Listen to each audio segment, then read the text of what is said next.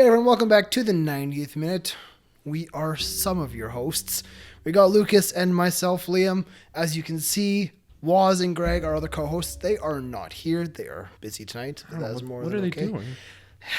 I think Waz probably got a little work. Waz got a little too fired up after his birthday. Yeah, shout out to Waz. Happy birthday. His birthday was on the Saturday night. But that is all good. The two of us are here. We have things to cover, especially with Euro 2020 qualifiers going on, a few international friendlies. Make sure you are subscribed on YouTube, hit the bell notification so you are aware of when we do post. Hit us up on Spotify, Instagram, TikTok, Twitter, Facebook. We're on most social maybe medias. LinkedIn if you care. We're on LinkedIn. Yes, I posted one thing on there. There you go. Yeah, we're on most social medias. Links are in the description. Like I said, hit us up on there. We post pretty much every day, almost. We try, yes. Most days. But, like I said, we're kicking it off with Euro 2020 qualifiers. Let's go. They have been interesting, to say the least, I'd say. It's the most exciting weekend of the year. It's not. I'm not. Literally, last weekend was tenfold more exciting. Yeah. You had Man City and Liverpool. It kind of sucked that the international break broke up it ends matches. on such a big high note. And then there's such a cliffhanger. What happens next to City? But we have to worry about the internationals. Who's qualifying for Euro 2020? Yeah, there were some big games coming up that happened this past weekend. Starting Group A, England got a big 7-0 victory over Montenegro. Yeah, there's some controversy in the whole week up leading up to this match because... apparently Raheem and Joe Gomez, they got in a bit of a because of that Liverpool-Man City game. You saw them go face-to-face on the field. There was an issue, I guess, off the field afterwards. And then the next day in England training camp, they had a little bit of a bust-up. By all accounts, it was throwing handbags kind of thing. Supposedly it was mostly Raheem. It wasn't really a fight. So I don't want to give it too much of a breakdown because I don't think it's really deserving of it. But I assume Joe Gomez was just a little cocky about the match. And then Raheem probably didn't take it too well and probably overreacted a little. If you could see Joe Gomez, he had a scratch under his eye. I think Raheem Sterling has to remember he's about a foot shorter and 100 pounds less than Joe Gomez. Joe Gomez could probably just pick him up and throw him. Yeah, probably. So, Raheem, settle down. Oh, he was dropped for that game because of that incident. Raheem was dropped. Joe Gomez, though, does pick up an injury in this game. He does? He came on as a sub. Yeah, he got injured. What? Joe Gomez got injured. Did he not? No. I'm sure he did. He came on in the later parts of the game, and then the fans booed him. I'm sure Joe Gomez picked up an injury. I don't think so, Liam. I will think Google you're this getting right your now. facts wrong. I will Google this right now. Van Dijk left Holland preseason, but... not preseason. Maybe, did I get it wrong? Was it because Gareth Southgate backs Joe Gomez to come back stronger after training ground injury forced him out of Kosovo match. Oh. That's on the Telegraph. Okay, well... Ha! That's not important. I know things. That's not important. But, yeah, what do you think about England fans booing Joe Gomez, though? They're booing him because of all the off-field things. It's England fans to a T. This is coming from a Scottish guy? No, but the English fans, they're spoiled almost. They want the best of the best, and then they have a good team going around, and let's just try to ruin it somehow. They're probably annoyed that Raheem Sterling was dropped, but the media kind of made it... You're playing Montenegro. Who cares who's playing? Yeah, but the media kind of made out Sterling was innocent, sort of, and Joe Gomez was a bad guy, even though that really wasn't the case. Raheem Sterling even admitted that he was wrong. Yeah. But it's such an unfortunate scene that happened. Why would you boo someone from your own country on your national team? I know there's a scholar saying it's handbags. It's just a bunch of nothing, basically. Yeah. But it did happen. But England do get a big 7-0 victory over Montenegro. It confirms them for Euro 2020. Good job, England. And I guess we'll mention the other England game. They did beat Kosovo 4-0. I thought Kosovo wasn't that bad, actually, in this game. They try to play actual football. They don't try to be like a lot of small countries and park the bus. It's nice to see. But unfortunately, in the second half, they weren't as good and made quite a few mistakes that led to England's goals, which obviously England had the better attacking players. Yeah. And obviously, overall team is better. I'm surprised England played all the players they did play. You look at this, you have Hudson-Odoi, Harry Kane, Sterling, Oxlade-Chamberlain. They did rotate slightly with Declan Rice and Harry Winks coming in. But I would have liked to have seen other players, start, like Tamori. I know he did come on as a substitute. He should start, get some experience before the Euros start, because he's a player I think could be very important when they get to the tournament. Maybe that's for the March friendlies. Potentially. But I was kind of annoyed as a Liverpool fan seeing Oxlade-Chamberlain start 2 games. Yeah. He hasn't started back-to-back games for Liverpool in such a long time, and you're starting him in back-to-back games for international play, where there's even there's like not that much breaks in between the matches. That, to me, that doesn't make too much sense in my opinion. Like, why would you want to force him to put that much running in? Yeah. Like, obviously, you want to see how he plays with the team and the systems, but this guy hasn't even played in 90 minutes, I don't think. Maybe he's played it once. I do think Oxlade-Chamberlain will have a big part in the squad when he goes to Euros. 'Cause I think he's a player that can provide experience in a young attack, Well, he's not that old himself. No, he's not, but he's been at the top level for quite some time. And he is performing well for England in these matches. 100%. He did score against Montenegro. He's a good player. He assisted the first goal against It's Kosovo. unfortunate that Liverpool is just so good on the attack. He just can't find a spot. No, he can find a spot. Fits well in that midfield. Who do you drop? Well, sometimes there's games where it's not the best to play Henderson or Wijnaldum, so you play Ox, where he provides more of a dynamism. I think Klopp uses him more as like a super sub, which, I mean, fair enough. He does the job very well. But I agree. I think he should have more starts in the Premier League. I think he's only using him as a super sub because he hasn't played for such a long time because of that injury last season. And so he's just slowly easing him in, which is why I'm complaining about England just rushing him so quickly into 2 starts in like 4 days. Second place does go to the Czech Republic. They are on 15 points.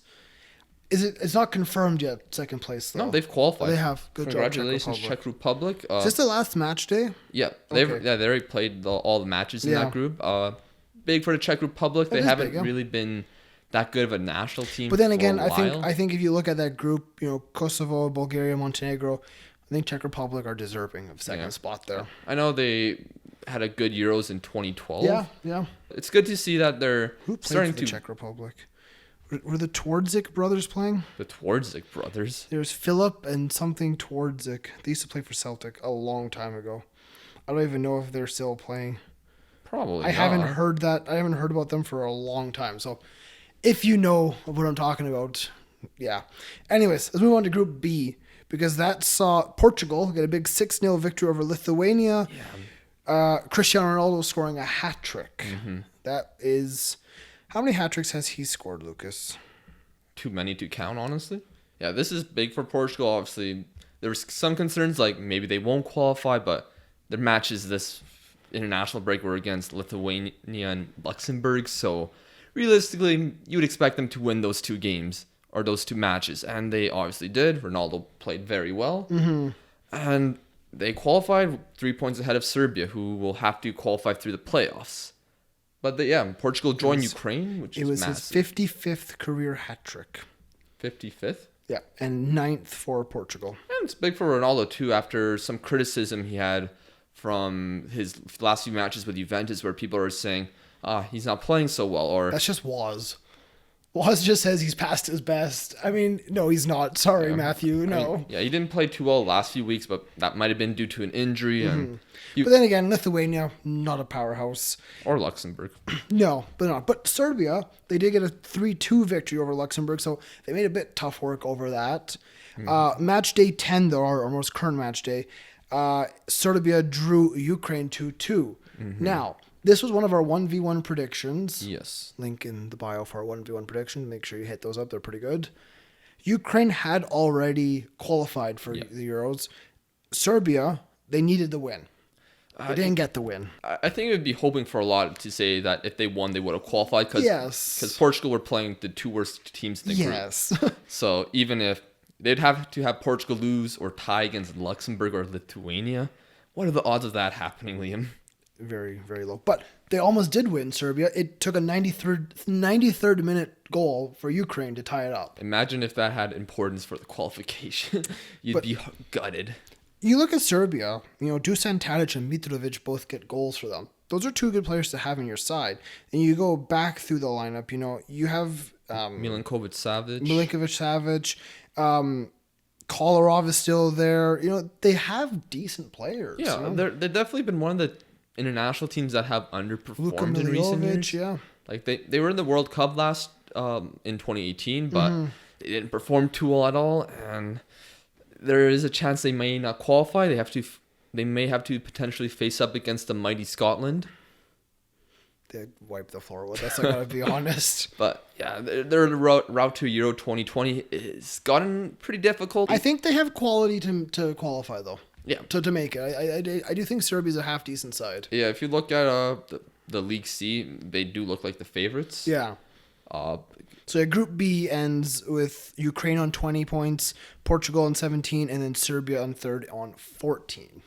So Portugal, they get a chance of doing something magical again at the Euros. Do you think they can? They have a better team than in the last They do. Euros. That's the thing. They have a good team. Ronaldo, maybe a few years older, but still performing, still a very good player. And better players all around. I don't know if it's a better backline. Maybe it is. Their backline is definitely their weak spot. I wouldn't say it's a weak spot. I mean, Ricardo Pereira is good. Rui Patricio is good. Is Jose Font really that good? Well, he won Ruben Diaz is okay.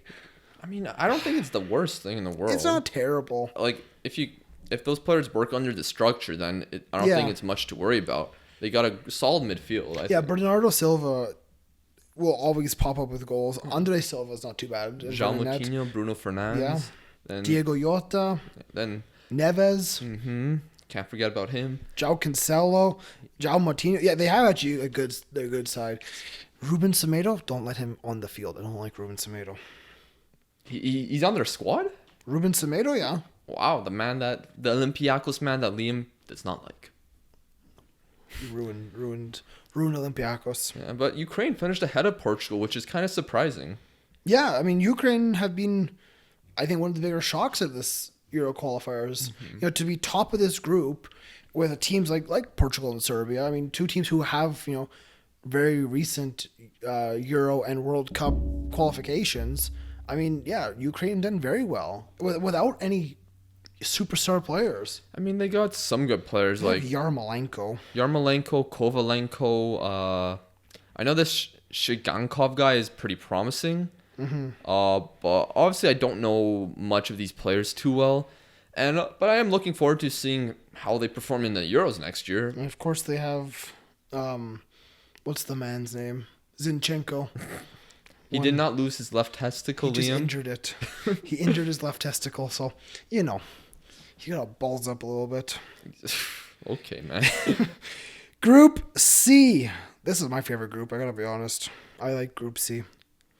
Now, they still have games to play, but as it stands, Group C is currently Germany on top, 18 points, Netherlands second, 16, and Northern Ireland on 13. Now, the Northern Irish, they did host the Dutch, and I like this game, but it also upset me. I mean, it wasn't that great of a game. It ends 0-0. I mean, you were like... Northern Irish should have won. But they had a penalty. Bad penalty. Not good. He skies it over the bar. I was like, come on. This is your one shot. The Dutch were being decent defensively, They were holding back. Van Dijk was controlling it. Going forward, Frankie de Jong was a threat. The one issue for the Dutch, they don't have a bona fide center forward. At least not one that's like a Van Nistelrooy, Van Persie. I look at this team and I go, okay, Quincy Promes is decent. Yeah. Donny van de Beek, decent. Yeah. Ryan Babel. The man plays for Galatasaray. He got relegated with Fulham last year. Yeah, I mean, you're not wrong there. That Galatasaray team is really weird. But we won't get into that right now.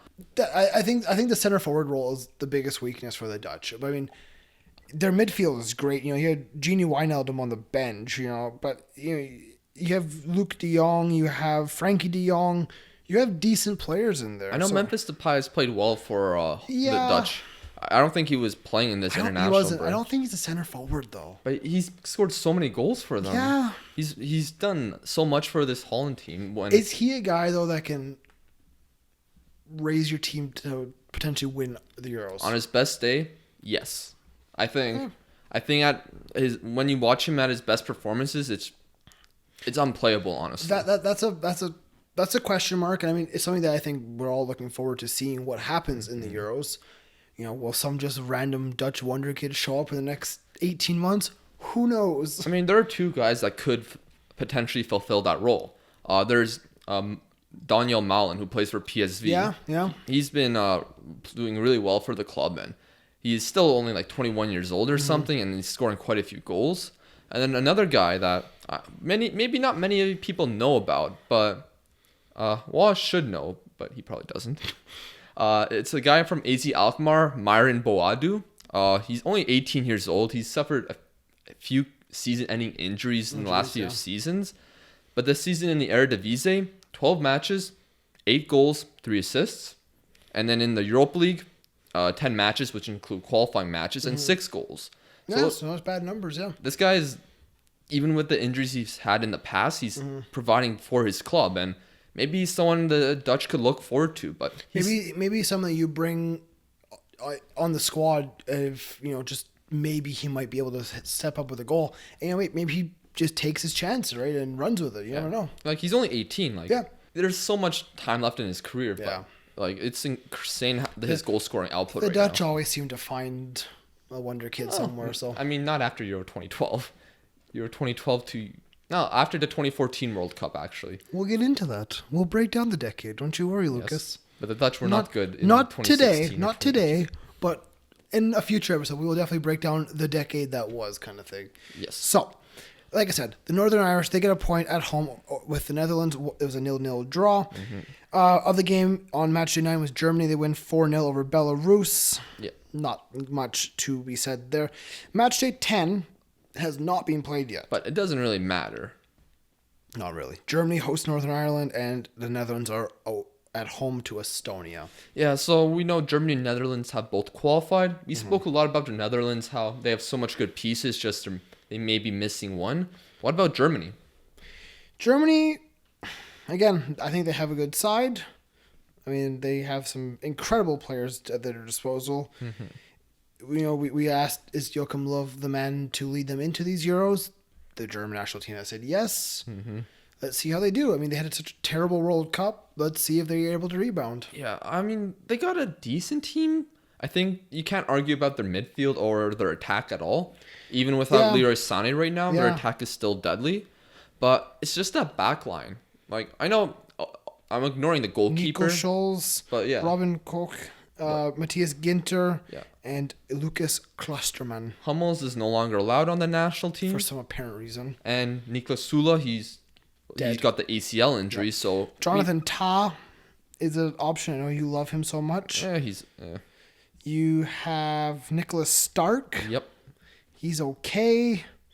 But I agree. Yeah, like... The back line is the weak spot for Germany, which is something that, they're usually very solid defensively. It is something to be wary of if you're going to bet on Germany in the Euros, but elsewhere on the pitch, they're very good, but...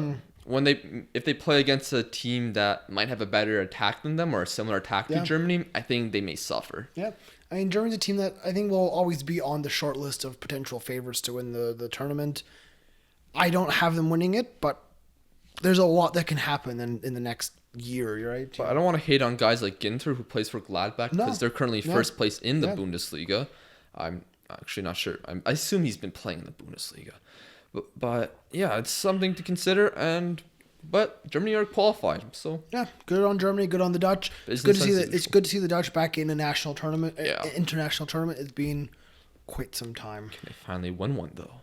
No, the Northern Irish, they do have to go through the playoff rounds. I think they can I think they can do it. So the playoff rounds it's confusing. It is. The only one that's pretty much for sure known is Path D, which is just the worst teams, I guess. Georgia, North Macedonia, Kosovo, and Belarus. Great sides there. I think Kosovo could qualify through that. They shouldn't. They're not bad. But okay, so Kosovo takes a place from a team that's better than them. Yeah, but I don't agree with it. They should have won their Nations League group then. I know, but like Scotland could take Scotland's trash. We don't deserve to go to a tournament. You could still take away a spot from someone like Ireland. It's possible, but Do we deserve it? God, no. But But support if we did. that's why you show the importance of the Nations League and why it's important to play in it. The Nations League was that was the entire goal, was to make the qualifiers or to make the friendlies so much more important, right? So I mean, in theory, it's done its job. I just don't enjoy it. I'm gonna be honest. I know Waz is a big fan of it. Waz hates the Nations League. I mean, I don't mind it myself. I mean, in theory, it's better than just, hey, let's turn up on a Wednesday afternoon and go away to Luxembourg and win 8-0. What's the point of that, Usually, I mean, I'm Polish, so we didn't do well in the Nations League, but we still got to play against like Portugal and Italy, like tough sides. Yeah, better teams to actually play against. And realize what works and what doesn't work and how the team can improve, or to see if your coach is a fraud. Everyone's a fraud. I forget which... I think it was the Spain game. Who did Spain play? Spain played Romania or Malta? Malta. That was the game. I watched a little bit of that game. Absolute joke. That is what we're talking about. Useless. It ends 7-0 Spain. Literally, Pau Torres came on the field at the 61st minute. He was on the field for 29 seconds and scored a goal. Pau Torres? Yeah. Who the heck is that? He made his debut. Is this some young guy we've never heard of? Pau Torres. He is... Let me see. He's 22 years old, plays for Villarreal. Oh, I don't know who this is, but maybe we will in the future. He came on and just toe poked a wide open net. And I was like, what's the point? And then they went on to score 30 seconds after that. And then 3 minutes after that. I mean, no one is going to say that Malta is a football superpower. No, but that's the thing. It's like, if you're Malta, what the hell's the point of showing up to this? You get to play against some of the best players in the world. And get your ass handed to you. Why not, man? Like San Marino, they have like a postman as a player. It's great. How great is it? You deliver the mail on. Actually, fun fact about Malta. Sorry, dude. There's a man that plays on Malta. What's his name? Zach Muscat. My dad is actually friends with his uncle. His uncle lives here. Paul Muscat or something like that. Really? So, yeah. So fun fact, we are friends with a Malta player. Shout out the Muscats. The Muscats, yeah. But, yeah. Danny Olmo. You ever heard of Danny Olmo? Yeah, he plays for Dinamo Zagreb. Yeah, he scored. Keep an eye out for him, actually. Yeah, he's a part of that. I know at least on FIFA, he's an absolute legend. I can say that. But I think he's going to have a good future for not only Spain, but in his career with the teams. Honestly, it's a tough one with him. Like, people can see that he has a lot of talent, but... Can he translate it from the Croatian league to a big league? Yeah, that's of course a big question. But Spain, they have a decent team coming. I know Sergio Ramos is still hanging around there somehow, but he wants to play in the Olympics next year and the Euros. Why not? Let him do his thing. But they have good players coming through. You have Juan Bernat. I know he's not a young player, but he's a defender that can be there for the next handful of years. A couple tournaments. I mean, Jordi Alba's better. Danny Carvajal. He still got Sergio Busquets. He's only 31 somehow. I feel like that man's about 40. He's been in the game for a while. Yeah. And you may hear his name again later. You might. But now, Sweden, they qualified as well. Good job, the Swedes. I think I don't have much to say except that the Romanian fans that was racially abusing Isaac are a disgrace. And it's annoying to keep hearing about this type of stuff. Just stop. There's no need for it. Like, grow up. I mean, grow up. Just be better. Like, be better human. I mean, what you just said there is probably what UEFA does, and that obviously doesn't help. UEFA does nothing. They find these teams like 10,000 euros. What does that do? It doesn't change the fact. It doesn't change the fans. And the fans don't pay the They close the stadiums too. So what's closing the stadium going to do? Kick them out. Yeah. You cannot qualify for the next tournament. Yeah, you cannot qualify. Identify the fans. Yeah. And then ban them. Yeah. And then yeah. I don't mind the Sweden team. I know we're still having this actual real important discussion, but I don't mind Sweden. Yeah, I mean, somehow Michael Lustig's still on this team, but shout out to Big Michael. You're a big fan of him? Lustig, man. He's the one. The one? There's a song. I'm not going to sing it because it's probably going to be copyrighted, but it's okay. No Victor Lindelof. No Zlatan, no problem. I mean, they have a few names here who not every football fan is going to know because, they come from either the Swedish league or, Denmark or countries around there. But, they have good players. Like Emil Forsberg, he's always been a good talent for them. Christopher Olsen's not terrible. And you have Sebastian Larsson. I like him. I do. I always have. I got to be honest. And Lindelof. Yeah. I mean, it's an okay team. They definitely overperform, in my opinion, in the tournaments they play in, which is never a bad thing, obviously. I know... Christopher Nordveit? I mean, I don't really have much to say. Swansea City. He's still kicking around. Who? Christopher Nordveit. Who's that?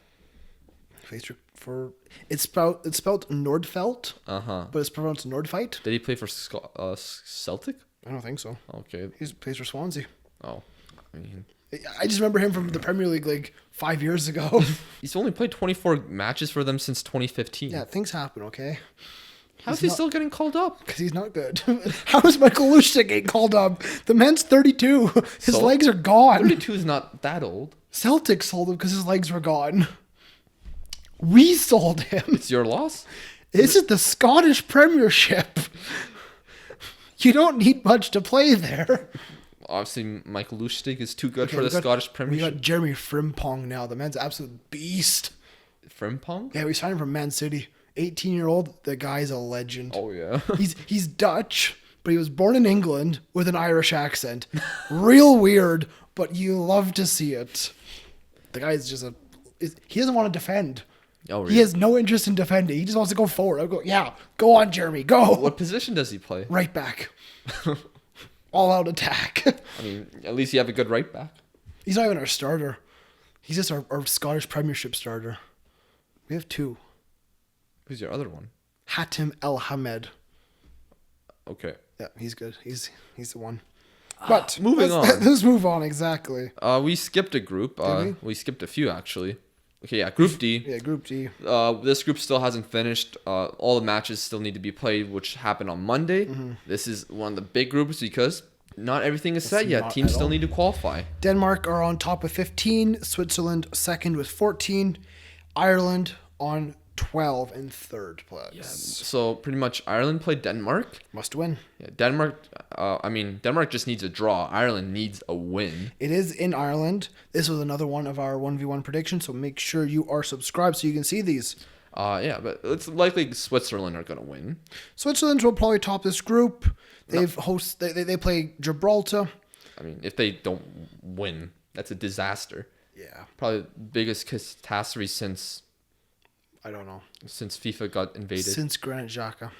Okay, that's harsh, man. Granit Xhaka is a catastrophe. But can the Irish win this, yes or no, Lucas? I think they can. Will they? Will the Irish beat Denmark? No. I'm going to say it's going to end as a draw, honestly. I feel like Denmark just needs a draw to qualify, and I don't think... I know it's kind of cynical of me, but I hope there's another handball incident. I hope Thierry Henry steps up again and just pushes the ball in. The Irish, they don't deserve it, but I just think it'd be really funny. I gotta be honest. You don't want them to qualify? Oh, of course I want them to qualify, but I just want to see Irish hearts just sad again. I know that sounds terrible, but it just would be funny. Man, I completely forgot about that. That happened. They lost out on the Euro spot because of a World handball. Cup? Was a World Cup spot because of a handball. I mean, I think that was at the beginning of the decade too. We will talk about Thierry Henry later in this episode. But yeah, He's so back. If Ireland don't win, then they'll go to the playoffs, which they should do well in because I don't know, man. There's gonna be some tough teams they'll have to play. There will be, yeah. And Ireland aren't the best goal scoring team. Watch them now score 3 against Denmark. I should put 8 past them. Absolute collapse by the Danes. Yeah, so we don't really know which teams have officially qualified, but it's likely Switzerland will. Yes, we will definitely have more of a discussion on our 1v1 prediction midweek. So now, Group B, this one is still up in the air as well. Only one team can't qualify, and that's Azerbaijan, obviously. Sucks to be them. But Group E has Croatia on 17 points, Hungary is on 12, Wales on 11, and Slovakia on 10. Now, what are the matches happening on Tuesday, Liam, for this group? Wales host Hungary, and Slovakia host Azerbaijan. So Slovakia should get a victory. Yes. So I would put them on 13. So can Wales beat Hungary? If It is in Wales. Okay. I think this is in Wales' hand then. Yes. I think because if they win, they qualify. Yes. Hungary. Croatia's going through. Croatia's qualified. I don't think a draw is enough for Hungary either if Slovakia gets a win, though. I'm not sure if it's based on head-to-head or goal. No, because they would have more. If Slovakia get a win, they're on 13. Yeah, but if Hungary gets a draw, they're on 13. But yeah. But worse goal difference. Worse goal difference, yeah. But I don't know if it's goal difference or head-to-head. I don't know how these work. No one knows how these work. Yeah, because Scotland never qualifies. Hey, man. You're lucky Poland did. Huh? You're lucky Poland did. You guys have a good goal score. That's all you have. We have a few good goal scorers. We have nothing. What do you want me to do? Play a violin for you? Yes. Do you want me to get you some flowers? Just give me a good Don't team. cry for me, Liam. Don't cry for me, Argentina. What do you think's going to happen? Slovakia gets a big win. Mm-hmm. I think Wales will qualify. I think they will too. I think they will. I think they have a better team. You have Gareth Bale. Mm-hmm. Is he going to be the X factor? Will he be the guy to step up to win the game? He came out this week and said he enjoys playing for Wales way more than he enjoys playing for Real Madrid, which, I mean, understandably. Yeah, he said it's like playing with your mates down the park on a Sunday. Yeah, exactly. It's more fun for him. He doesn't have the pressure per se of Zidane or Perez on him. He just has the badge, which he wants to play and win for the badge, right? So I mean that's good to see. He also hit out on terrible journalism standards in Spain. Yeah. He said on one headline it said triple bogey, and he said, "I've never had a triple bogey. At least give me an albatross." Yeah. I don't mind the Wales team. You have Daniel James, who's doing decently this year for Manchester United. Yeah. You have Harry Wilson, who's been doing okay for Bournemouth. Mm-hmm. You have Bale, like we said. Up top, they started Kiefer Moore, who I don't think will start for them up top. But, you have Aaron Ramsey. You have Rabi Motando. You have Ethan Ampadu. You have okay players here. Yeah, they also have Ramsey. That's, I guess, I don't know if he's there. So yeah, Ramsey. Yeah. Who is a great player. I don't know why you never respect him. He's okay. But do you think Wales will beat Hungary? Yeah, I do. Sorry, Hungary. It's tough to say, 'cause, I mean, I don't watch the Hungarian league, or I don't watch many of these Hungary players, so I don't know the best of the best about them. But I look at the names on the Netherlands, on the Welsh side. Sorry, I don't want to say Netherlands. The Welsh side, and they have, I think, better players all around. Can they put it together on the night for the 90 minutes? Yeah, I think Hungary's a interesting national team, but obviously they have some young talent there, like Szoboszlai. Why does Adam Bogdan not start for them anymore? Because Gulashki's 50 times better. Fair enough. I mean, he plays for Leipzig. That's a very fair point. And Adam Bogdan led in an Olympico. Who? Adam Bogdan. He led in an Olympico. A what? Olympico. What is that? It's when you score from a corner. Did he? Yes. Good for him. Adam Bogdan is pretty trash. I mean, he played in Scotland for Hibs. There's a lot of Scotland talk this episode so far. I mean, you're here, of course, and pretty much. There's no walls to tell you to shut up. So. Shut up, talk. That's one of my best. That's so good. Shut up and speak, please. What? But yes, that I think covers Group E. Let's go to Group F, Lucas. G. Sure, that one because too. F we already talked about F. We did. You're right. Group G. Poland, we already qualified them from the last international break. Good job, Polski. So I won't bore you with the Polish talk. Poland's on 22 points. I posted a video on TikTok about Waz and I celebrating the Poland win with sparkling water. Video got taken down by TikTok. Because you're drinking? I guess so. I sent a response saying we were not drinking alcohol. This was sparkling water, and they had this whole list of things that can take your video down. I'm like, we did not do this, or this. And they send me something back. They're like, we reviewed your video again. It broke our guidelines. I'm like, what? Fair enough, TikTok. I don't know what. Make sure you follow us on TikTok. And other social medias as well. They're actually pretty good. I mean, yeah, if you don't watch the entire podcast, then, TikToks are good. They're good. Yes, but Poland qualified. Waz and I were very happy about that. Second place. second place is done as well, right? Yep, Austria have qualified. Congrats Good to job, them. Austria. It wasn't really as easy as it could have been for them, but they get there. They got the job done. Slovenia finished in third with 14 points. I don't know what to say about Slovenia. Slovenia, they have some talented players, but they also don't have the best team in the world either. Yeah. Like, they have one of the best goalkeepers in the world, a talented forward, some great players in other parts of the pitch, but they aren't quite there as a national team, man. Neither is North Macedonia, but... Yeah, but Poland does play Slovenia Tuesday. So, I mean, do you just fully rotate your team? Do you keep your players to kind of keep them in the system? Slovenia beat Poland last time, so I think...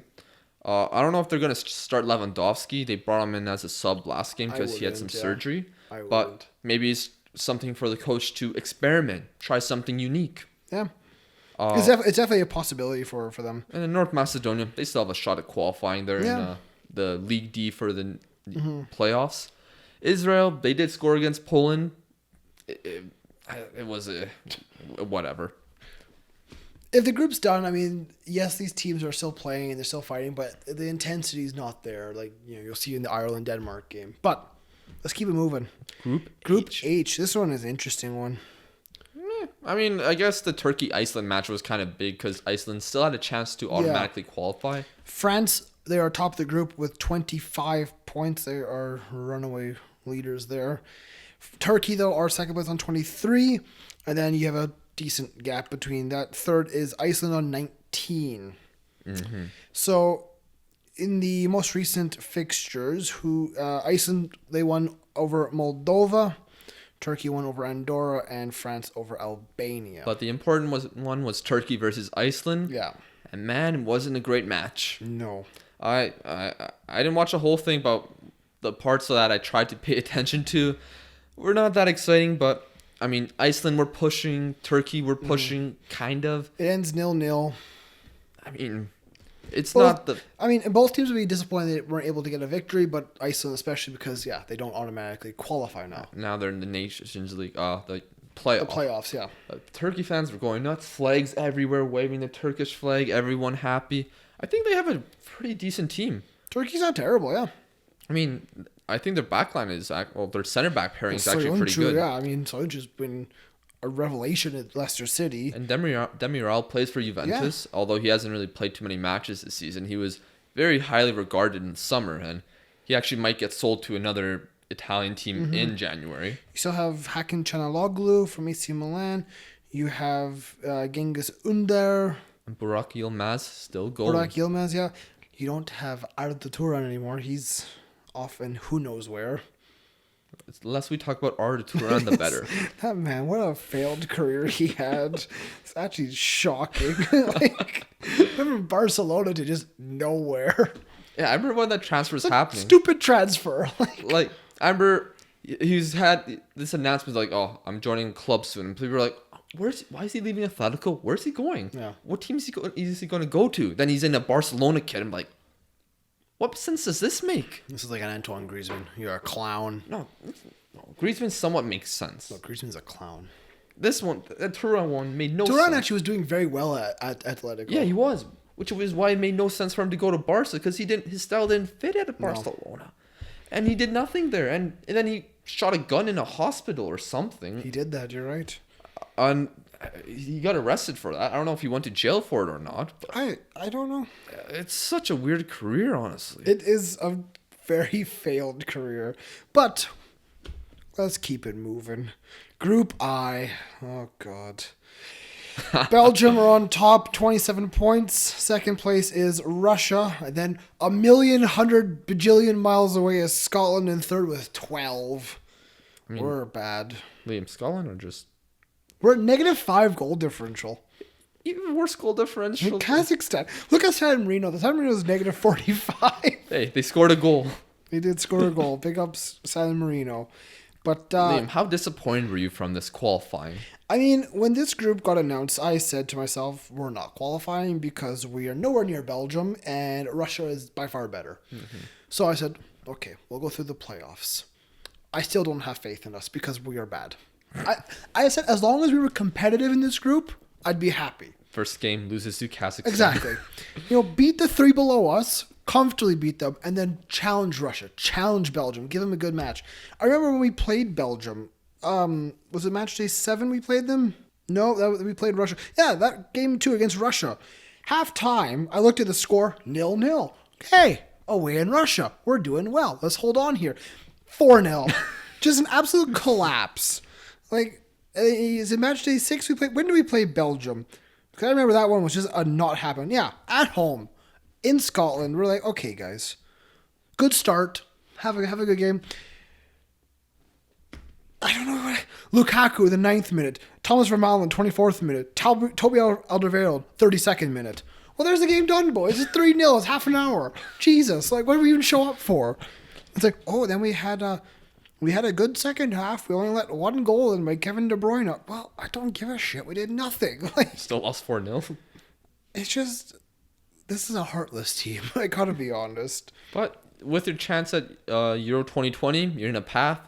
Right now, you're with Norway, Serbia, and a team to be determined, which I think is probably going to be Romania, Hungary, Israel, or Bulgaria. I mean, okay, so Norway and who's the other team? And Serbia. They play both each those other, teams. Though. Yeah, both those teams could beat us comfortably.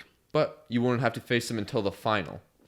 So the other ones you said were like Romania, Hungary. Well, it still needs to be determined by a draw, which happens this Friday, but it's likely going to be like Romania, Hungary, Israel, Bulgaria. So, I mean, those teams, can we get a result against them? I would like to think so.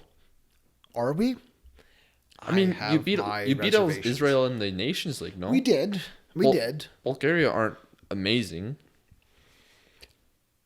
I don't have much faith in them, I gotta be honest.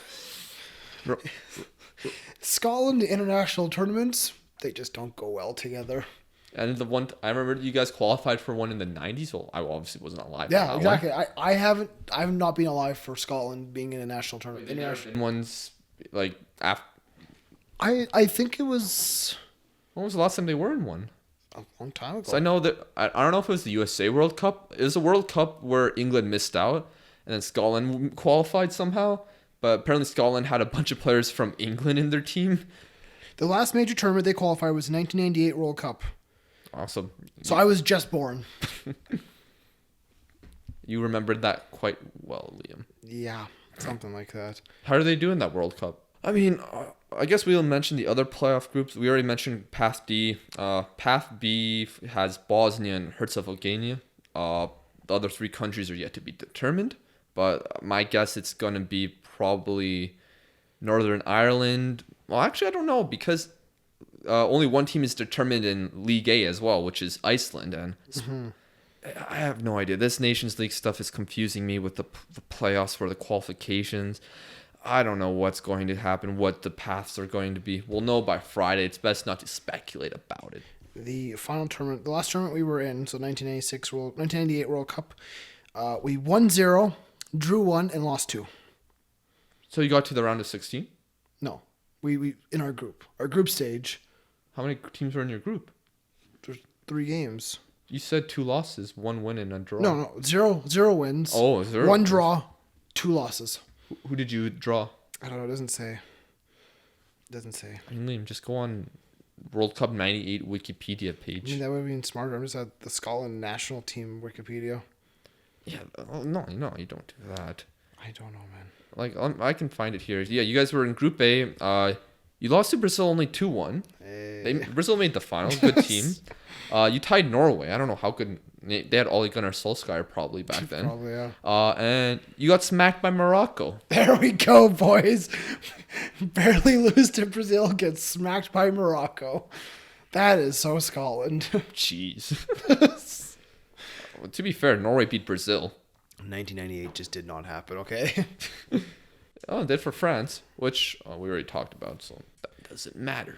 Yeah, Group I, like I said, yeah, Scotland, they won 2-1 over Cyprus. Belgium get a 4-1 victory over Russia. That's a huge win for them. Did you get to watch that one? Or? No, I did not. Yeah, I got to. I thought Russia weren't even that bad, but then every time Belgium, they're just so ruthless in the attack. I mean, fair enough. Belgium are a very, very good team, but like Thorgan Hazard, who's barely scored for Dortmund, he just scored a banger, just cut inside on his right foot, bang. Can the Belgians translate that into actual success at a tournament? That's the question.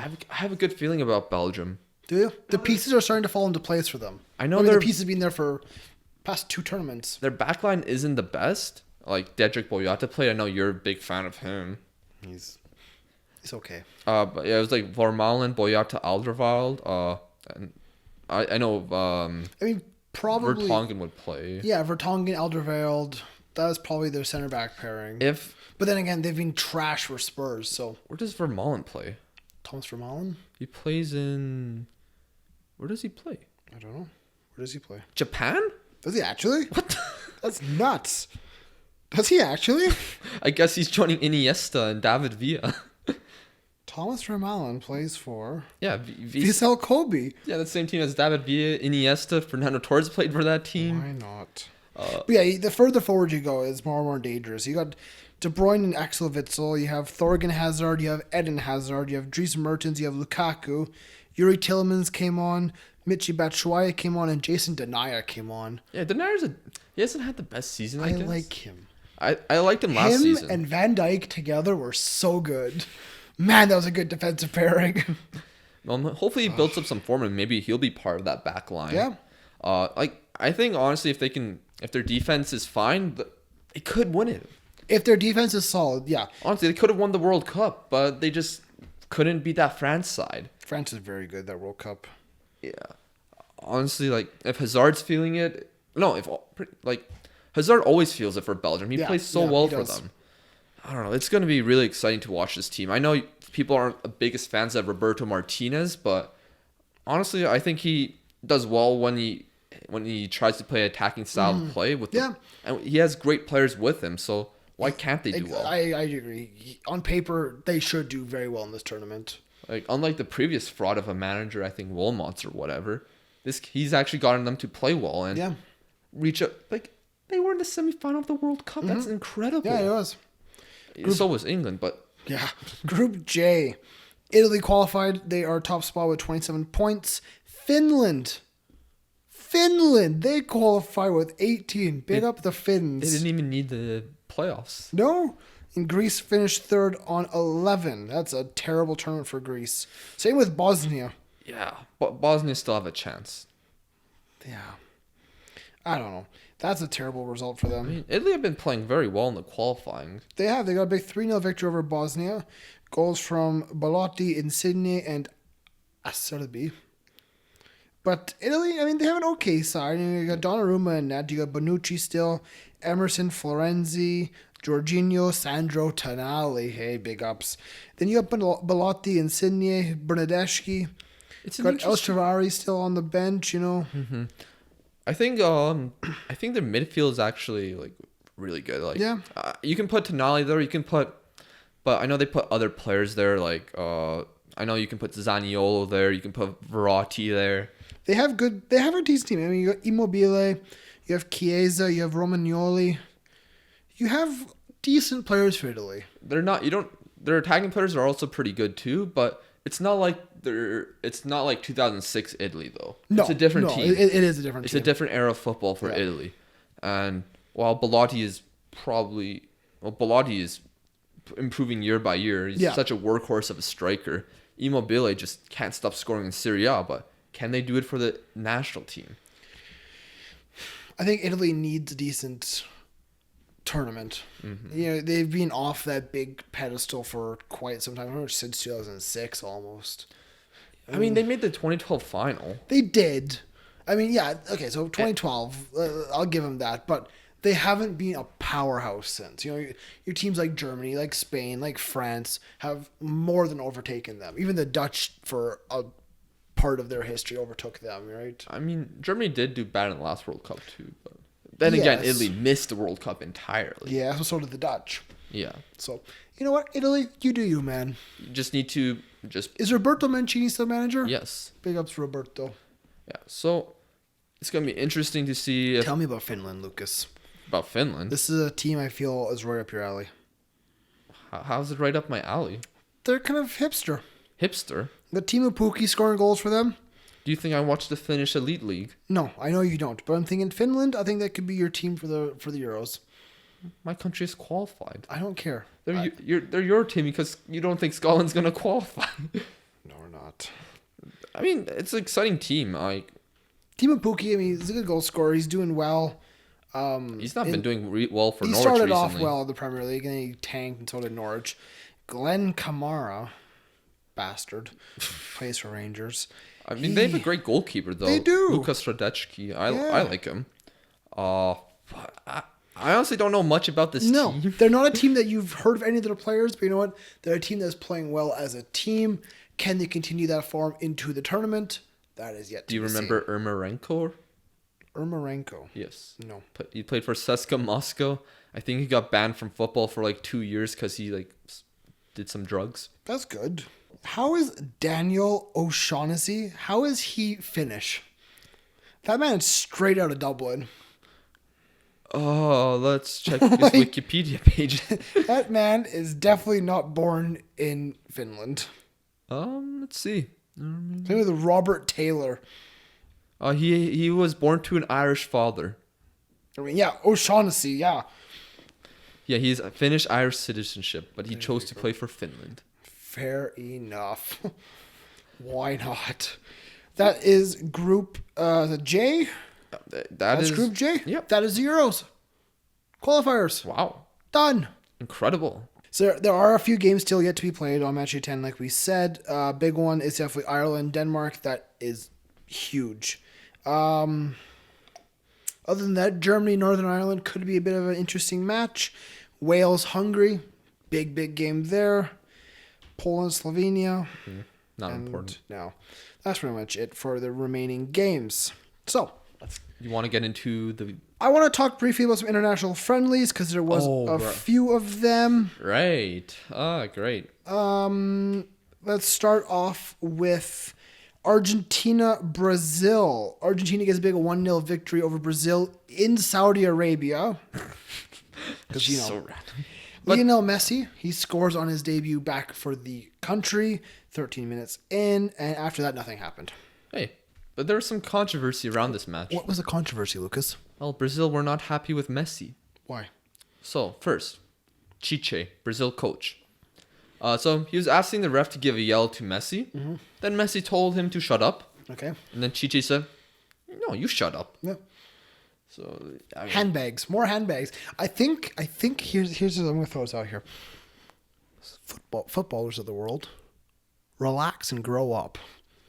Sterling, shut up, go along. Gomez, piss off. Liam, Messi, shut up. Liam, you're one to talk. I've seen you get angry on the field before. Many times, but Messi, shut up, walk away, stop scratching your beard. You look like a lunatic. What is going on? Stop it. You look weird. Okay. But Thiago Silva, he had some words about Messi, and they weren't words about saying how great he was. I mean, these two countries don't like each other. So Thiago Silva said about Messi, he always tries to influence the referees to control the game and give him free kicks. This happens in La Liga too, but not in Champions League because they are fairer. I talked to some players in La Liga, and they told me the same. I 100% agree. You always, whenever you see Messi, I'm going to say in the Champions League as well, he's always complaining, always at the referee, that should be a card. I remember he was asking for a card for Andy Robertson when he smacked him on the back of the head. And PSG are not like that? Well, PSG are 100%. I'm not saying he's innocent. He has Neymar on his team. I'm not saying he's innocent, but I'm saying Messi isn't either. Mm-hmm. That Neymar is the worst. I mean, but the man rolls. But he said he talked to some La Liga players and told them the same. What La Liga players do you think? Ramos. I was thinking more of Brazilian ones like Casemiro. Yeah. I mean, he's more of a guy that does also complain. A lot of them complain. That's what I'm saying. Footballers, stop. It's a bad image. He probably didn't ask Arthur. Arthur? Mm-hmm. Probably not. But I would have said he needs to grow up. I don't mind this Argentina side. I mean, Giovanni Lo Celso, I like that he's starting. Lautaro Martinez, I think he is a very exciting young player, and he's done fantastically so far this season. Mm-hmm. Could he take over that Messi role? He's not a Messi player. But goal scorer for Argentina. Oh, I'd say he's more of a goal scorer like Aguero. Obviously, a little bit differences to them as playing wise. I'm not going to go in depth about their differences, but he's more similar to that than a Messi type role, which is unheard of, really. Yeah, in the world. you're fair. I still find it funny that Paulo Dybala can't start. This man, I don't know what he has to do to get a start. Like, you got Rodrigo De Paul, who plays for Udinese, starting over Dybala. I mean, he's not a bad player. He's not, but you would think Dybala is a slightly better But player. they're different players. Sometimes different players work in different systems, and currently Dybala is not working in this system. It hasn't been for 4 years, I guess. I think the soft spot for Argentina is their back line. Foyth, I don't think he's great. Tagliafico's not too bad. Otamendi's past his best, and Pizzella. You don't know much about him? I don't know much about him, but he's not a world class name center defender kind of thing. I mean, maybe they have some young defenders coming up. We just don't know about. Obviously, sometimes South American players come from their continent, and then it takes a few years for them to actually get found by teams in Europe and become great players. So we'll see what happens with Argentina. You think Messi will play in the next World Cup? He'd be stupid not to. Yeah. Messi's issue is always, he doesn't like the pressure from Argentina or Argentinian FA or everything, but that pressure comes natural when you are the self-described best player of all time kind of thing. You just need players around you that perform at this level right now. You would think Dybala, you would think Aguero, you would think all these other players, but it just hasn't gelled for them. Higuain, he just never... Gonzalo. But that's a name and a half. Maybe Lautaro Martinez will be that guy. Yeah, I think he's someone who could work with Messi. He has the intelligence. He has pace to him. He has a bit of something special to him right now. Yeah, he's definitely a fun player to watch. And like, if you notice him, like if you look at him outside of the attacking parts of the play, he does so much for his team. He's got good work ethic, yeah, 100%. For Brazil, they don't really care much about this result. It was just an international friendly. They're Copa America champions. Yeah, they're doing their thing. Any other major friendly we need to talk about? Well, Canada. There was that one. I called that one, I gotta be honest. I mean, oh man. Canada, they did beat the USA a couple weeks back. Yeah. In Toronto, in Canada. So, this was kind of the revenge match. Canada goes away to the United States, and they get absolutely battered 4-1. Yeah. Did you see what Alphonso Davies did? No. So in the box, the ball went to him. He literally juggled the ball up, headed it to the goalkeeper. Why? I don't know. Maybe he just had a brain fart. I saw a picture of Davies. He started at left back for Canada. Yeah. It was 3-1, I want to say the scoreline. Or 4-1. 4-1. I don't know what time of the game was. But there's a picture of... Canada had the ball in the American box, and Davies was nowhere near there. This is your best player, your most attacking player, and he's left back. Now, that's not his fault. That's his position. That's the spot he's been given. Does Jonathan Herdman, the Canadian national team coach, does he have to have, hey, if you're losing, push him forward? Well, he was pushing forward during the game. I think towards the end of the game, he was doing a lot more. Like he was getting by. Was it little too late? I guess so. Like he was getting by a lot of players, but he was struggling during this game in his position. Sometimes he's out of position. Sometimes it was just the Americans just overpowering him. And I think the Americans are still a better team than Canada. I mean, Alphonso Davies had a great game for Bayern at left back, but I guess it's a little more difficult when you don't have your team helping you as much in that position. Because, I don't know, Canada are very weak defensively. Yeah. They are. That's definitely their soft spot. And it was Thierry Henry is... It was disappointing seeing them down 3-0 at halftime. But they still have chance of qualifying for the Hex. Hopefully. Which is something that Lucas knows way more about than I do. So if you want to briefly explain the Hex, that'd be lovely. So I did sort of explain it in the 1v1 predictions, but if you weren't there, that's all good. I will explain it to you right now. So the Hex is pretty much the last phase of World Cup qualifying in CONCACAF, North America, where 6 teams battled each other. They play each other twice, and the top 3 teams automatically qualify for the World Cup, and the 4th place team goes to a playoff. They've changed it a little. They still have the Hex, but they don't have the qualifying rounds before it. Instead, if you're a top 6 ranked team in the FIFA rankings, and you're part of CONCACAF, then you go into the Hex. Canada are, before this USA game, were 6th, but they were only a handful of points ahead of El Salvador. So they decide the final 6 teams on June 20th, 2020. And if Canada are in the top 6 CONCACAF teams, they qualify.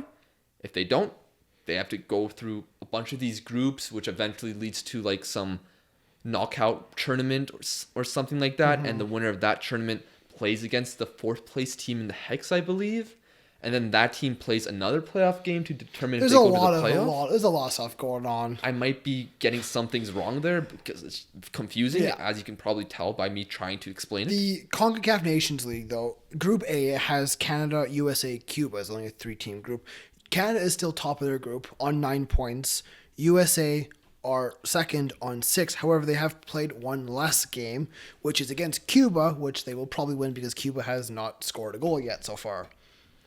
And 0. The players usually defect when they go to USA. Yeah, pretty much. So, Cuba, they will probably lose. USA will probably get a victory. They will probably top this group after it's all said and done. Mm-hmm. Any other friendlies to mention? Not really. I don't think there's much else going on. I mean, tomorrow Argentina hosts Uruguay. I mean, it could be a good game. It could be. Are you going to watch it? Probably not. Probably not going to be on TV. Probably not. You're not wrong. Quickly, I want to just take a quick second to mention Montreal Impact. They have a brand new head coach, Thierry Henry. He, after a very unsuccessful time at Monaco, Waz would tell me all about it. Yeah, was not a fan of the move from the beginning, and he was honestly kind of right. But he is at the MLS. He is with Montreal Impact, so we wish Thierry Henry the best. We hope he can do well. Mm-hmm. We've seen players like Patrick Vieira come to the MLS and do decent at coaching. Mm-hmm. Can he follow in the other Frenchman's steps? We will see. Yeah, I listened to a podcast with him and Jamie Carragher. I thought it was a very interesting podcast. Mm-hmm. He didn't talk about his time at Monaco managing, which was sort of disappointing, but. Yeah, he's very definitely a player that's very driven and wants to succeed. Yeah. But he also has high expectations, and sometimes maybe the players he manage aren't close to the level he expects, and maybe that causes some problems. I know when he was with the MLS with the New York Red Bulls, there's times where he just like tried to keep pressing everyone, and then his teammates weren't doing what he wanted to do, and he'd just get frustrated out there. When you're head and shoulders above everyone else, it's tough, right? Yeah. So, but we wish him the best, and you know what? MLS will be, I think, a better league with him there. Welcome to Canada. Yes, welcome to America. So that wraps up our Euro 2020 qualifier discussion and our international friendly discussion. Our second part will be about the starting 11 of the decade. So make sure you watch and wait for that. It'll be up in the next couple days or so. Yeah, it just went for a really long time. It was a long episode. We were like an hour and 45 minutes. I don't know what happened, but... From myself, Liam, from Lucas, Waz, and Greg, thank you very much for tuning in. Thank you for watching and listening. Make sure you are subscribed to get that part 2, to get that team of the decade. And yeah, this has been yet another week in the beautiful game. See you next time. Belgium has that offensive firepower. I'm going to have to go 5-0 Belgium. Jesus, hell. It just seems like they crush everybody. Russia's decent. So is Belgium. Belgium does really good in qualifying, but they seem to slip a little bit. It's not like Russia or San Marino. They've qualified for the Euros. Remember that one time in high school when I predicted Portugal would lose 4-0 to Germany? I predicted that, and you thought I was crazy. So if you think I'm crazy predicting this, you know nothing.